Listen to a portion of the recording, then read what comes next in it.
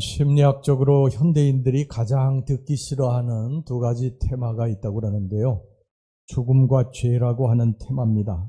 세상에 죽지 않는 사람은 없죠.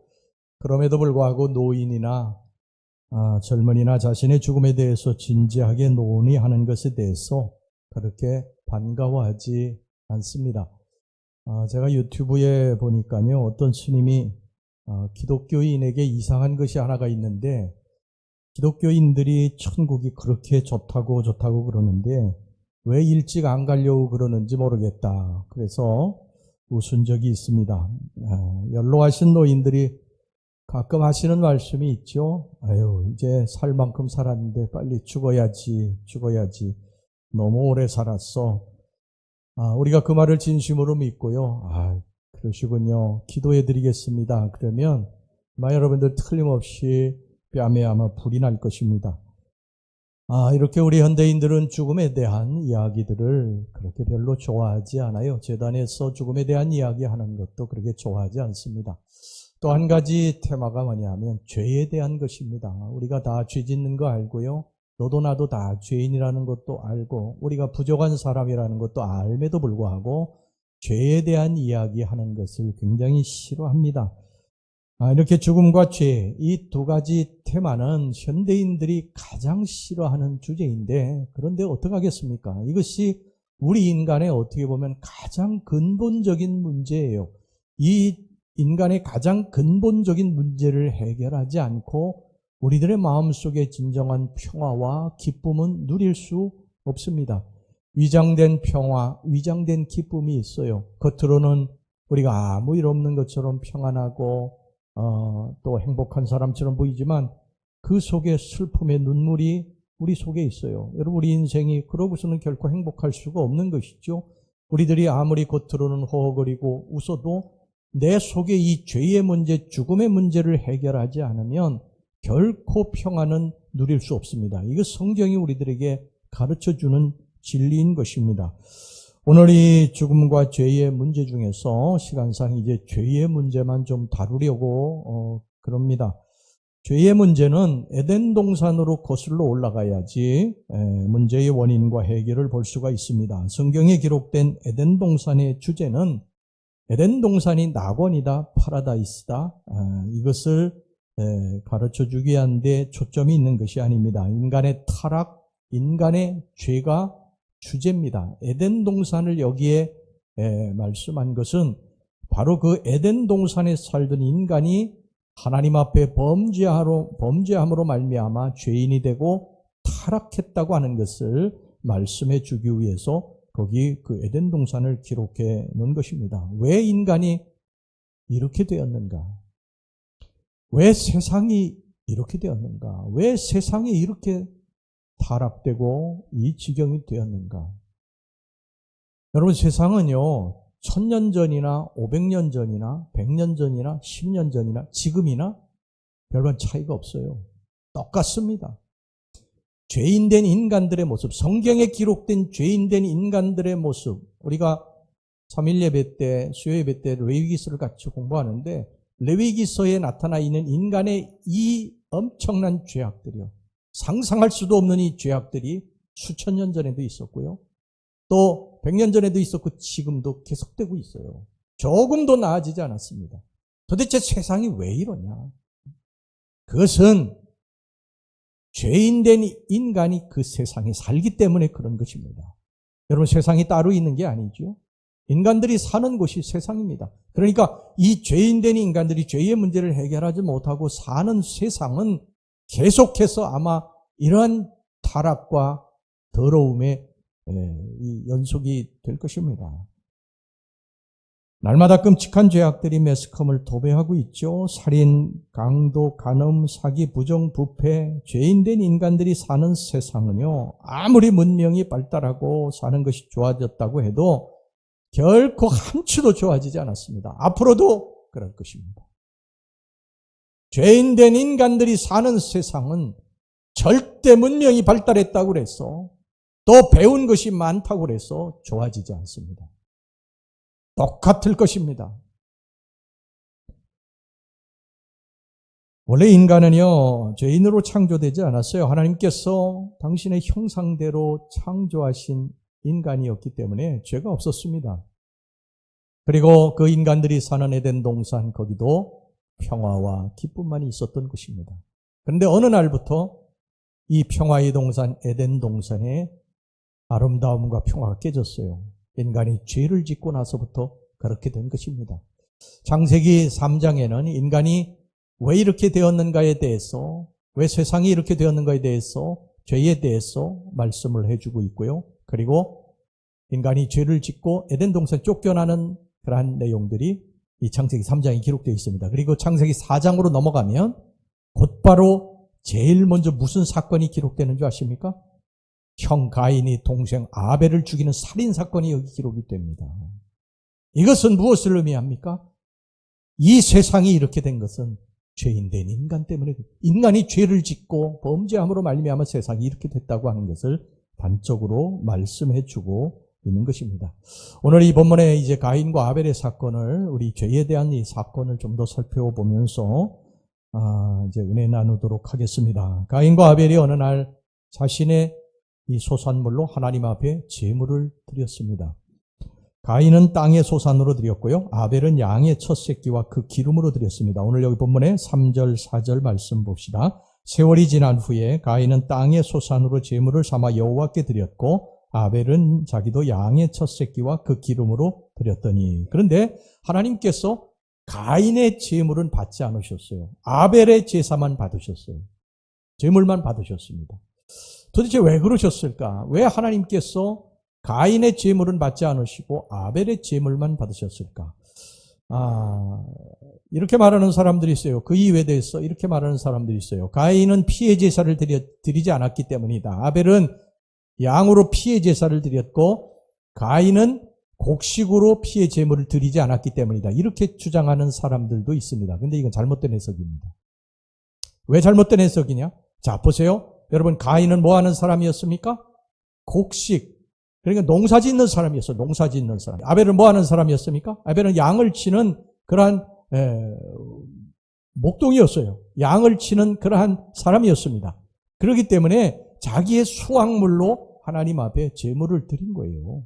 자기가 수확한 것에서 드린 것입니다. 그렇기 때문에 가인은 곡식으로 제사를 드린 것이고 아벨은 양으로 하나님 앞에 제물을 드린 것입니다.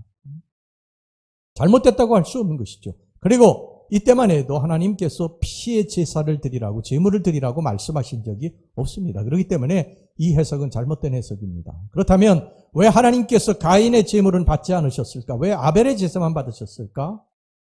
히브리서 11장 4절을 보면은요, 이렇게 말씀을 하고 있습니다. 믿음으로 아벨은 가인보다 더 나은 제사를 하나님께 드림으로 의로운 자라 하시는 증거를 얻었으니. 그러니까 우리가 이 신약으로 추측해 보건대 아마 아벨은 하나님 앞에 제물을 드릴 때 믿음으로, 기쁨으로 드린 것 같고요. 이 가인은 그렇지 않았던 것이 분명합니다. 그래서 하나님께서 가인의 제물은 받지 않으셨다고 말씀을 하고 있습니다. 여하튼 성경이 여기서 말씀하시는 것은요, 왜 가인의 제물을 받지 않으셨느냐, 하나님이 받지 않으셨느냐, 여기에 초점이 있는 것은 아닙니다. 이거 꼬치꼬치 캐물어가지고 그 원인이 무엇이냐, 이거를 말씀하고자 하는 것이 아니고요. 지금 가인이 하나님 앞에 제물을 드린 것을 하나님이 받지 않으셨기 때문에 하나님과 가인과의 관계가 어긋난 것입니다. 잘못된 거예요. 그렇기 때문에 지금 이 가인이 해야 될 일은 뭐냐 하면 어긋난 하나님과의 관계를 회복하는 일입니다. 이게 먼저가 돼야 되는 거예요. 여러분, 우리가 하나님과의 관계가 어긋나고 인생이 잘 될 수는 없습니다. 우리가 내 인생이 왜 이렇게 힘들고 어려우냐?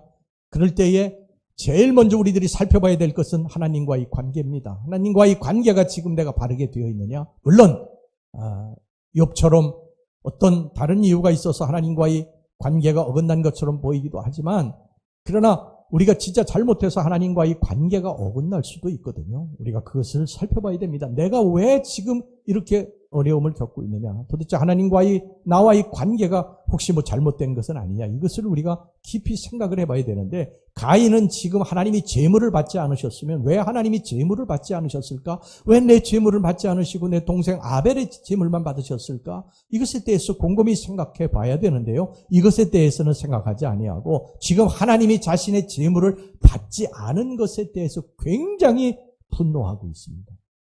화가 나 있어요. 지금 잔뜩 화가 나가 있습니다. 왜 하나님이 내 제물을 왜 받지 않으신 거야? 그리고 이 분노를 누구에게 터뜨리느냐? 아벨에게 터뜨립니다. 여러분, 아벨이 무슨 죄가 있습니까? 아벨은 아무 죄가 없어요. 그냥 자기의 그 양의 새끼, 그 수확물로 하나님 앞에 제물로 드린 것밖에 없습니다. 그런데 이 가인이 아벨에게 그 분노를 폭발한 거예요. 사실은 화를 내려면 가인이 누구에게 화를 내야 됩니까? 하나님 앞에 내야 되지 않겠어요? 그런데 하나님 앞에 낼 수는 없으니까 이 동생 아벨에게 그 화를 폭발을 해가지고 이 동생을 죽이게 됩니다. 여러분, 이것을 심리학적인 용어로요, 가인 컴플렉스라고 합니다. 가인 컴플렉스. 내 불행의 원인을 남의 행복에서 찾으려고 하는 것, 내가 잘 안 되는 것이 남의 탓이라고 생각하는 것을 말합니다. 우리는 살면서 이런 가인 컴플렉스를 얼마나 많이 가지고 살아가는지 모릅니다. 남이 잘 되는 것, 특별히 나와 가까운 사람이 잘 되는 것, 이것을 못 견뎌 합니다. 이거 배 아파해요. 그래서 우리 옛말에도 사촌이 땅을 사면 배가 아프다, 그런 말이 있지 않습니까? 여러분, 사촌이 땅을 사면 나하고 무슨 상관이 있어요? 무슨 상관이 있습니까? 아무 상관이 없어요. 사촌이 땅을 사면. 그런데 배가 아픈 거예요. 배가 아픕니다.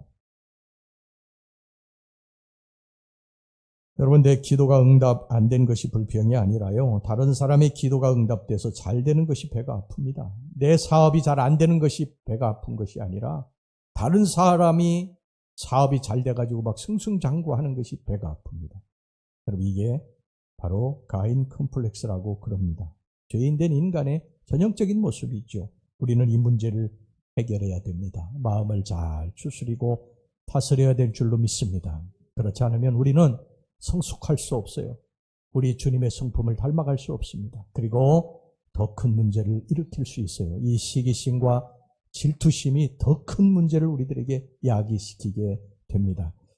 하나님도 이제 가인의 안색을 보니까요, 야, 이게 큰 문제가 발생하겠다, 이렇게 생각을 하고 가인에게 뭐라고 하느냐면, 너는 죄를 다스려야 된다, 이렇게 말씀하세요. 오늘 여기 본문의 6절에서부터 7절 말씀 보세요. 여호와께서 가인에게 이르시되, 내가 분하여 하면 어찌 됨이며 안색이 변하면 어찌 됨이냐? 내가 선을 행하면 어찌 낯을 들지 못하겠느냐? 선을 행하지 아니하면 죄가 문에 엎드려 있느니라. 죄가 너를 원하나 너는 죄를 다스릴지니라. 하지만 가인은 이 시기심과 질투심 다스리지 못하고요, 결국 더 큰 죄를 짓게 됩니다. 동생 아벨을 들에서 쳐서 죽입니다. 여러분, 우리도 이런 시기와 질투의 마음이 들 때가 있죠. 우리 연약한 인간이기 때문에 남과 늘 비교하면서 시기와 질투의 마음을 가질 수 있습니다. 저 사람은 나보다 훨씬 더 부족하다고 생각되는데 나보다 잘 되는 것을 바라볼 때 화가 나서 또 배가 아파요. 시기심이 자꾸 생깁니다. 동창회 가보면은 옛날에 학교 다닐 때 나보다 훨씬 공부도 못하고 못생기고, 그랬는데 남편 잘 만나가지고 막 호강하고, 자기는 막 너무너무 힘들고 어렵고, 그래가지고 집에 와가지고 배가 아파가지고 잠도 안 오고 그럽니다. 직장에서 나보다 일을 잘 못하는 사람인데요, 자기보다 먼저 승진을 하니까 시기 질투가 생기고 마음이 불편합니다. 교회에서 나보다 신앙의 연수도 짧고 믿음 생활하는 것도 나보다 못한 것 같은데 장로로 피택이 됐다고 하니까 그것 때문에 배가 아픈 거예요. 여러분, 이 시기심과 이 질투심 왜 생기는 줄 아십니까? 내가 중심이기 때문에 그런 것입니다. 내가 항상 다른 사람보다 낫다, 무엇인가 훌륭하다, 이런 생각을 가지고 있기 때문에 이 시기심, 질투심이 생기게 되는 것입니다. 내가 부족하다고 생각하면 내 스스로를 낮추면, 여러분, 나보다 다 훌륭하니까 잘 된다, 이렇게 생각하면 무슨 화가 나겠습니까? 그런데 이 시기심, 질투심이라고 하는 것이 항상 내가 훌륭하다, 내가 높다, 내가 이런 생각을 하니까 다른 사람들이 무엇인가 했을 때에 그냥 막 속에서 부글부글 화가 끓게 되는 것입니다. 여러분, 마음을 다스리시기를 바랍니다. 그렇지 않으면 더 큰 죄를 짓게 되는 것입니다. 죄라고 하는 것은요, 어느 선에서 다스리지 못하면 반드시 더 큰 죄로 가게 되어 있습니다. 죄는 한꺼번에 오는 것이 아니에요. 한꺼번에 와서 우리를 무너뜨리는 것이 아닙니다. 조금씩 단계가 있어요. 여러분, 파리가 꿀단지에 빠져가지고 죽는데 어떤 단계를 거치는지 아십니까? 파리가 처음부터 꿀단지 안으로 쑥 들어오지 않아요. 꿀단지 밖에, 꿀단지 가에 꿀을 살짝 맛봅니다. 굉장히 달콤하죠. 그 다음에 조금 더 들어갑니다. 그리고 꿀을 맛보니까 화원합니다. 그리고 꿀단지 중앙으로 들어가서 꿀단지에 붙들려서 죽는 거예요. 여러분, 뚝이라고 하는 것은 한꺼번에 무너지는 것이 아닙니다. 조금씩 알게 모르게 금이 가면서 어느 날 와르르 무너지게 되는 거예요. 죄라고 하는 것도 그렇고 우리들의 신앙생활도 똑같습니다. 여러분, 우리가 주일날 하루 빼먹는 거 이거를 가볍게 생각하시죠? 그래가지고 빼먹었어요. 주일날 빼먹었어요. 처음에는 막 내가 이거 양심의 가책도 느끼고 교회 오래 다녔는데 이러면 안 되는데 이런 마음도 들어요. 근데 한번 빼먹었는데 아무 일도 없어요. 행복합니다. 여러분, 그 다음에 두 번째, 세 번째 아주 쉽습니다. 조금 피곤해도 안 나가고요. 만날 사람이 있으면요, 그 만나러 가고요. 그렇게 되는 것입니다. 여러분, 기도라고 하는 것도 그런 거예요. 기도라고 하는 것도요, 한 번 빼먹는 게 어렵죠. 그 다음에 두 번, 세 번은 쉽습니다. 한 번 빼먹으니까 꿀처럼 달콤해요. 두 번 빼먹으니까 너무 행복해요. 평안해요. 그 다음에 무너지는 거예요. 하나님과 그래서 멀어지는 것입니다. 우리의 신앙생활은요, 그래서 무너지는 거예요. 하나님과 점점 멀어지고 우리가 죄를 조금씩 가깝게 이제 하면서 살게 되는 것입니다. 나는 안 그럴 것 같죠? 여러분, 다 그렇습니다. 우리가 다 그렇게 해서 하나님과 멀어지는 거예요. 경계하셔야 됩니다. 죄라고 하는 것이 어느 선에서요, 이게 끊어지지 않으면 그 다음에 더 큰 죄로 반드시 가게 되어 있습니다. 가인도 시기심, 질투심에서요, 더 나가면 안 됐는데 다스리지 못해가지고 결국은 살인까지 저지르게 된 것입니다. 히브리 격언에 이런 말이 있어요. 죄는 처음에는 낯선 손님과 같이 내게 온다. 그러나 내가 그를 맞아들여 얼마 동안 함께 지내면 그 손님이 급기야는 주인이 되고 만다. 이런 말이 있습니다. 어느 나그네가 사막에 텐트를 치고서 이제 하루를 요하려고 텐트를 쳤어요. 그 텐트를 이렇게 다 치고 잠자리에 들려고 하는데 낙타 한 마리가 노크를 합니다. 나그네님, 좀 밖에 너무 추우니까, 사막은 밤에 춥거든요. 그래서 너무 추우니까 제 머리만이라도 좀 텐트 안으로 디밀 수 없습니까? 그러니까 그 나그네가 이렇게 보니까 불쌍하니까 그러라고 그랬어요. 그래가지고 이 낙타가 머리를 이렇게 디밀었습니다. 조금 지나니까 낙타가 뭐라고 그러냐면, 나그네님, 제 앞발이라도 좀 디밀게 해주십시오. 그래가지고 또 앞발도 디밀게 해줬어요. 그래서 조금 지나니까, 나그네님, 제 등이 좀 시려운데, 등이 추운데 등이라도 좀 들어가게 해주세요. 그래서 등도 들어오게 해줬어요. 그랬더니 낙타가, 나그네님, 제 꼬리하고 뒷발이 너무 시렵습니다. 좀 부탁하니까 들어가게 해주십시오. 그래서 들어오게 해줬습니다. 그랬더니 낙타가 텐트 안으로 들어와가지고요, 그 나그네를 발로다가 탁 차고서는 텐트 밖으로다가 쫓아보내고 자기가 텐트를 차지하더라는 것입니다. 여러분, 죄라고 하는 것이 그런 것입니다. 죄라고 하는 것이 아주 작은 것부터 시작이 되지만 이 작은 것을 방치하게 되면 반드시 그 죄가 큰 죄로 가게 되어 있습니다. 처음에는 우리가 안목의 정욕으로 죄를 짓고, 그 다음에는 우리 마음속에 죄를 짓고, 그 다음에 행동으로 반드시 옮겨가게 되어 있어요.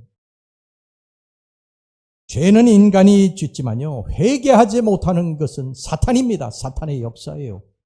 우리가 다 죄를 짓게 되면 양심의 가책을 느낍니다. 예수 믿는 사람 치고 양심의 가책을 느끼지 않는 사람은 없어요. 내가 예수 믿는 사람으로서 내가 교회에 이런 직분을 가지고 있는데 이런 죄를 지면 안 되는데, 그런 마음을 다 품습니다. 그런데 여러분, 사탄이 그 양심의 가책에 눈멀게 합니다. 귀멀게 해요. 그리고 계속해서 그 죄를 반복하게 만드는 게 사탄입니다. 사탄의 목적이 뭡니까? 우리 하나님 믿는 백성들을 무너뜨리는 것입니다. 무너뜨리는 거예요. 그래서 마침내 가인처럼 점점 분해하고 안식이 변해가지고 살인까지 저지르게 만드는 게 이 사탄의 역사인 것을 여러분 기억하시기를 바랍니다. 그래서 오늘 본문에 우리에게 뭐라고 합니까? 죄를 다스릴지니라. 다스릴 수 있을 때 다스리라는 거예요. 한계를 넘어서면 다스릴 수 없습니다. 여러분 술 마시는 사람들이 늘 하는 이야기가 있어요. 뭐냐면 처음에는 인간이 술을 마시고 그 다음에 이 두 번째는 술을 마시고 그 다음에 세 번째는 술이 사람을 마신다는 거예요. 어떤 사람이 미국 여행 중에 버스를 탔습니다. 그런데 한 점잖은 신사에게 술 냄새가 아주 지독하게 났어요. 그런데 이 점잖은 신사가 계속 버스 타가면서 무엇인가를 홀짝홀짝 마시는데 보니까 독한 술이에요. 계속 술을 마시고 갑니다. 그래서 이제 그 여행객이 물었습니다. 어디를 그렇게 가십니까? 그러니까 딸에게 갑니다. 아, 딸이 시집을 간 모양이죠? 아닙니다. 딸이 어립니다. 아니, 딸이 어린데 왜 같이 안 사시고요?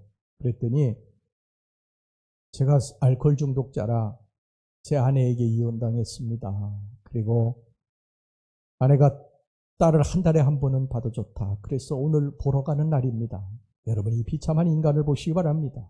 술 때문에 가정이 깨져가지고 아내에게 이혼당하고 그리고 그 한 달에 한 번 딸을 만나러 가는 그날도 지금 술을 들이키고 있습니다. 여러분 죄라고 하는 것이 우리 인간을 이렇게 망가뜨리는 거예요. 여러분 이 작은 죄를 용납하시면 안 됩니다. 사막에서 가장 힘든 게 뭔지 아십니까? 여러분 사막에서 제일 힘든 게 발에 들어가는 모래래요. 모래. 이 작은 것이 무너뜨린대. 오늘 성경 말씀합니다. 7절 후반절 죄가 너를 원하나 너는 죄를 다스릴지니라.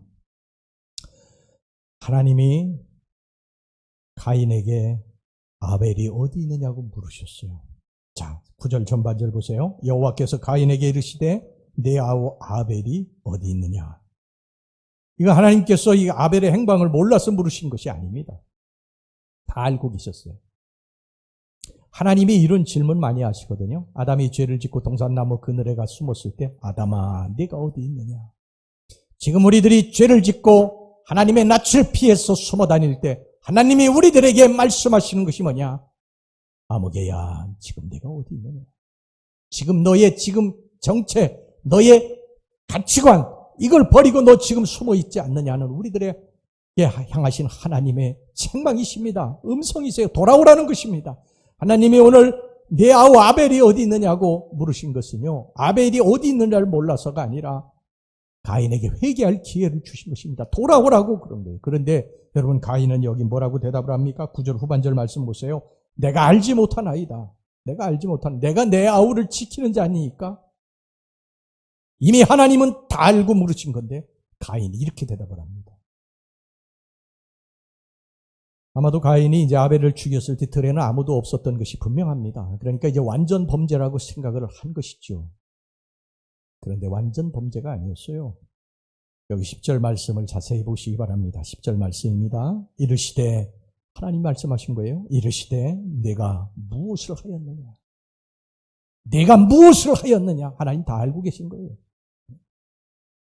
내가 아벨을 죽이지 않았느냐. 내 아우의 핏소리가 땅에서부터 내게 호소하느니라. 여러분 하나님은 가인의 일거수일투족을 다 지켜보고 계셨던 것입니다. 그런데 가인은 그걸 모르고 하나님을 속이려고 한 것이죠. 여러분 우리가 혹 그러지는 않습니까? 우리가 하나님의 존전 앞에서 살아가는데 하나님이 안 계신 것처럼 우리가 그렇게 살아가고 있지 않습니까? 착각입니다. 하나님의 눈앞에서 여러분들은 살아가는 거예요. 여러분 세계에서 CCTV가 제일 많은 나라가 어딘 줄 아세요? CCTV가 가장 많이 설치된 나라가 어딘 줄 아세요? 세계에서? 대한민국입니다. 대한민국이 최고로 많이 설치되어 있어요. CCTV가.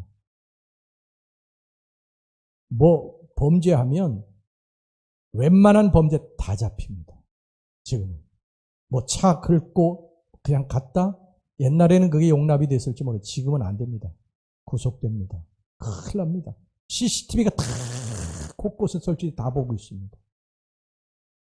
그런데 여러분 그걸 아십니까? 하나님의 CCTV는 지금 설치되어 있는 CCTV보다 몇천 배, 몇만 배 더 정확하게 우리들을 꿰뚫고 있다는 사실을 아세요? 우리의 삶, 모든 것들을 하나님 다 보고 계십니다. 인간이 사람의 눈은 속일 수 있을지 몰라도요, 하나님의 눈은 절대 속일 수 없습니다. 다윗도 나중에 이걸 깨닫고 이렇게 고백을 했어요. 시편 139편 1절에 4절 여호와여 주께서 나를 살펴보셨으므로 나를 아시나이다. 주께서 내가 앉고 일었음을 아시고 멀리서도 나의 생각을 밝게 하시오며 나의 모든 길과 내가 눕는 것을 살펴보셨으므로 나의 모든 행위를 익히 하시오니 여호와여 내 혀의 말을 알지 못하시는 것이 하나도 없으시나이다. 다윗은 어느 날 왕궁의 저녁에 이렇게 그 옥상에 올라가서 이렇게 밖을 내다보다가 한 여인이 밤에 목욕하는 것을 보았어요. 그 여인을 데려와서 간음을 저지르게 됩니다. 그 여인은 바세바입니다. 남편이 있는 사람이에요. 그래 바세바하고 간음을 저질렀는데 바세바가 임신을 한 것입니다. 그러니 이게 큰일 나지 않았습니까? 그래서 그의 남편을 불러들여서 바세바와 동침하게 하려고 했는데 그게 자기 뜻대로 안 됐어요. 그래서 우리아가 이제 거절을 하니까 우리아를 최전선으로 보내가지고 그냥 전사한 것처럼 꾸몄습니다. 완전 범죄였어요. 이거는 다윗의 계략에 의해서 완전하게 행한 범죄입니다. 그런데 다윗의 착각이었어요. 하나님이 나단 선지자를 보내셔가지고 그 죄에 대해서 지적을 하시자 다윗이 진짜 까무러치게 놀랐습니다.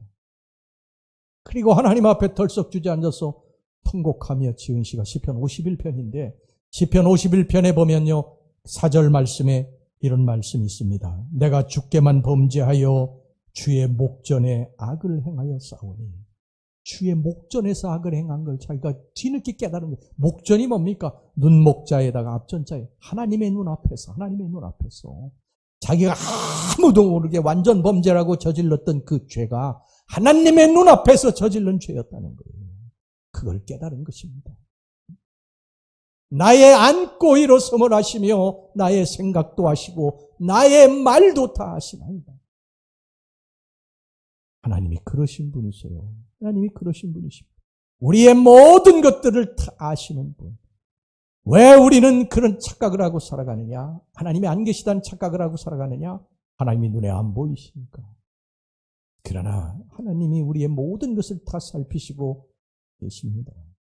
누가 하나님의 낯을 피하겠습니까? 물론 세상에는 죄를 짓고도 그것이 발각되지 않아가지고 그냥 평안하게 사는 사람이 있을지 모르겠어요. 그러나 두 가지 면에서 굉장히 이게 위험스러운 것입니다. 왜냐하면 자기 자신이 양심이 화인 맞지 않으면 양심에 늘 가책과 찌름이 아마 있을 거예요. 평생토록 고통 가운데 살게 될 것입니다. 그리고 이제 정말 중요한 게 뭐냐면 마지막 날에 이제 주님의 심판대 앞에 가서 그 심판, 그 죄에 대한 심판을 받게 될 것입니다. 그러므로 우리가 죄를 범했을 때 그것을 감추고 하나님을 속이려 해서는 안 되고요. 하나님께서 가인에게 네 아와 아벨이 어디 있느냐 이렇게 물으신 것은 가인이 돌아오기를 원하신 것처럼 우리가 죄를 짓고 하나님을 떠나 방탕하고 살아가는 것에 대해서 하나님이 계속해서 우리들을 추적해서 오신다가 어느 날 우리들을 돌이키기를 원하시는 그것 때문에 이제 우리에게 음성을 들려주실 것입니다. 아들아, 딸아, 네가 어디 있느냐? 네가 지금 있는 자리가 어디냐? 죄악의 자리냐? 타락과 방탕의 자리냐? 돌아오라는 것입니다. 돌아오셔야 됩니다. 할렐루야. 돌아오지 않으면 반드시 하나님의 심판이 임하게 될 것입니다. 가인은 죄를 숨기다가 내가 아벨을 동생을 지키는 자니까 나는 아무것도 알지 못합니다. 돌아오지 않았다가 가인이 무서운 하나님의 저주와 심판을 받게 됩니다. 오늘 본문의 11절 12절 말씀을 보시기 바랍니다. 땅이 그 입을 벌려 네 손에서부터 네 아우의 피를 받았은즉 내가 땅에서 저주를 받으리니 내가 밭을 갈아도 땅이 다시는 그 효력을 내게 주지 아니할 것이요 너는 땅에서 피하며 유리하는 자가 되리라. 이 얼마나 무서운 저주입니까? 밭을 갈아도 땅이 먹을 것을 주지 않을 것이라고 말씀하고 있어요. 땀 흘린 대로 수고한 대로 먹어야지 되는데, 아침부터 밤늦게까지 돌아다니는데, 열심히 일하는데 남는 게 없는 거예요. 다 빠져나가는 것입니다. 터진 웅덩이에요. 수고한 대로 먹는 것이 복인 줄 여러분 믿으시기를 바랍니다. 애쓰고 수고한 대로 먹는 게 복이에요. 근데 여러분 다 새나갑니다. 하나도 남는 게 없는 거예요. 이게 저주예요. 가인에게 내리는 하나님의 저주입니다. 여러분, 나는 왜 이렇게 끊임없이 일이 뒤틀리기만 하는 걸까? 왜 일이 하는 일들마다 안 되는 걸까? 그런 생각이 드신다면요, 혹 내게 숨겨놓은 아벨, 숨겨놓은 죄악은 없는지 살펴보시기를 바랍니다. 하나님은 그 사람이 죄를 범했을 때요, 그 사람에게만 심판을 내리는 게 아니에요. 제가 목회하면서 보면 그 사람에게만 심판하시는 게 아니에요. 그 사람이 사랑하는 그러한 주변의 사람들에게 하나님 심판하실 때도 있어요. 그래서 항상 우리들이 조심하셔야 됩니다. 하나님 앞에 정말 우리가 바로 서고요, 하나님 앞에 죄 지은 것이 우리 길이 있지 않습니까? 예수 그리스도의 보혈로 우리의 죄를 씻을 수 있습니다. 하나님 잘못했습니다. 그리고 하나님께 찾아가서 예수 그리스도 앞에 무릎 꿇고 그리고 죄를 회개하면 우리 주님이 우리의 모든 죄 허물을 깨끗게 사해 주실 줄로 믿습니다. 회개만이 살 길입니다. 회개만이 살 길이에요. 지금 너무 이 하나님 보실 때에 이 상달이라고 그러거든요. 죄가 상달이 됐다고 그러지 않습니까? 니느웨 성에 죄가 상달이 됐다고 말씀하지 않아요. 여러분, 죄라고 하는 것은 없어지는 게 아니라 자꾸 쌓여가는 것임을 아셔야 됩니다. 이게 죄가 상달이 되면 반드시 하나님의 심판이 임하게 된다. 그러나 우리에게 길이 있지 않습니까? 예수 그리스도를 통해서 죄사함 받을 수 있는 길이 있잖아요. 하나님, 제가 잘못했습니다. 그리고 돌아오면 되는 것입니다. 할렐루야. 이 회개만이 살 길입니다. 오늘 우리 사랑하는 성도 여러분, 우리가 하나님 앞에 혹시 숨겨놓은 이 아벨의 죄가 있으면요, 아벨과 같은 이 죄가 있으면 주님 앞에 우리가 회개하고 그리고 돌아와서 여러분들의 삶이 새롭게 회복되는 역사가 나타나기를 주의 이름으로 축원합니다.